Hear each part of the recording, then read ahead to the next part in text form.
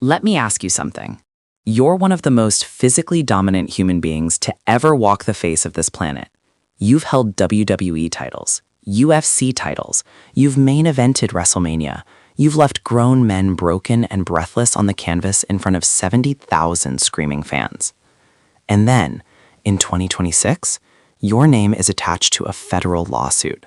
A lawsuit involving sex trafficking, abuse, and a web of cover-ups so deep it may bring down an entire company. But instead of facing consequences, you get a standing ovation. That is the Brock Lesnar story right now. And if it doesn't make you furious, you haven't been paying attention. Welcome to WrestleScope. I'm your narrator, and today we are going all the way in. To understand where Brock Lesnar stands today, we have to go back to January 2024. That's when a woman named Janelle Grant filed a federal lawsuit that sent shockwaves through professional wrestling and beyond. Grant, a former WWE employee, alleged that Vince McMahon, the man who built the WWE empire, sexually trafficked, assaulted, and abused her at WWE's corporate headquarters in Stamford, Connecticut. The allegations were staggering, sickening, and they forced McMahon to resign as executive chairman of TKO Group Holdings almost immediately. But here's where Brock Lesnar enters the frame. In January 2025, 1 year after the original filing, Grant's legal team submitted an amended complaint, and for the first time, Brock Lesnar was named. Not as a peripheral figure, not as a background character, named, by name in a federal lawsuit. The complaint alleged that McMahon shared explicit sexual content involving Grant with Lesnar without her consent as a way to entice the beast incarnate to re-sign his WWE contract. Grant's legal team alleged she was used as what they called a sexual pawn in business negotiations, that she was trafficked, that the decision to bring Lesnar into this situation was deliberate, calculated, and cruel. Now, let's be precise here because this matters. Brock Lesnar was not named as a defendant in the lawsuit. He is not the one being sued directly, but he is named in that complaint. He is part of this story, and the allegations surrounding his involvement are serious enough that multiple reports indicated he had been placed on a ban list, banned from appearing on both WWE and UFC programming. Daniel Cormier, the former UFC heavyweight champion, said it flat out, and I'm going to paraphrase because the full context is important. Cormier essentially told his audience that Brock Lesnar was in so much trouble that he couldn't even explain it on air. That is not a small statement. That is a heavyweight champion, a man with deep connections to TKO, essentially signaling that something catastrophic was happening behind closed doors. So, given everything I just told you, given the lawsuit, the ban list, the allegations, the outrage, what did WWE do? They brought him back. August 3rd, 2025, SummerSlam, MetLife Stadium, 70-something thousand people inside. John Cena is in the middle of his retirement tour, arguably the most emotional farewell in wrestling history. The crowd is electric. The moment is sacred. And then, the music hits.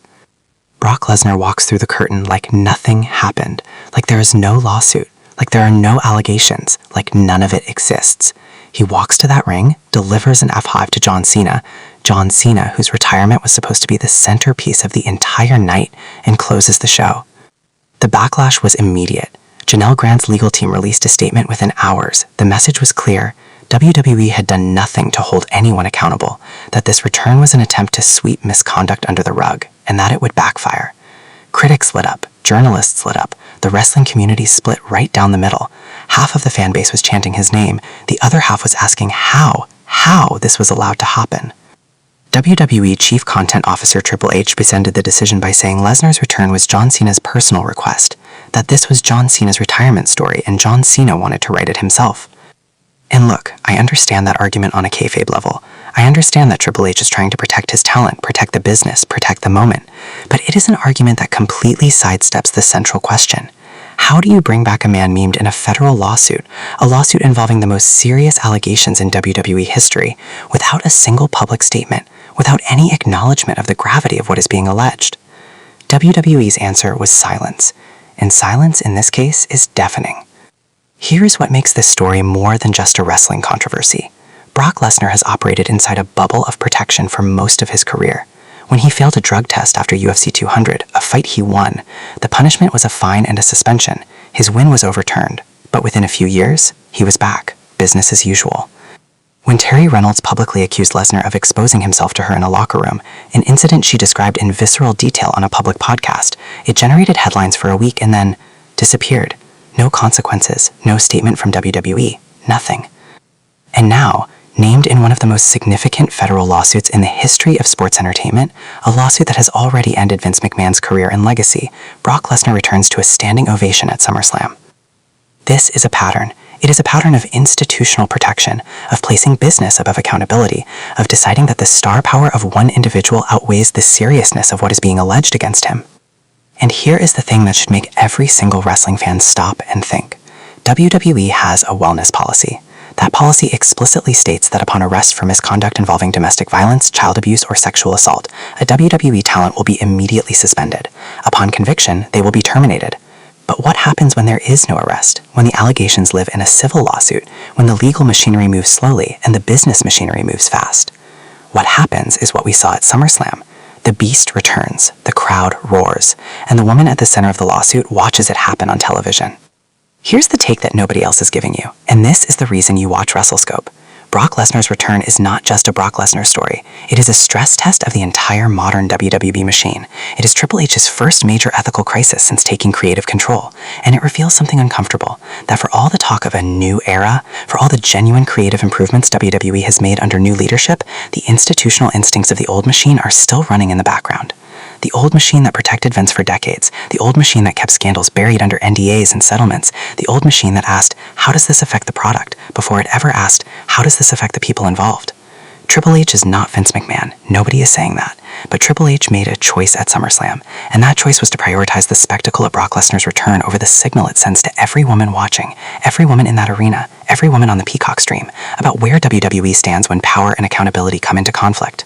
The civil lawsuit is still active, the allegations have not been resolved, and yet the decision was made. Lesnar's back, case closed, at least in WWE's eyes.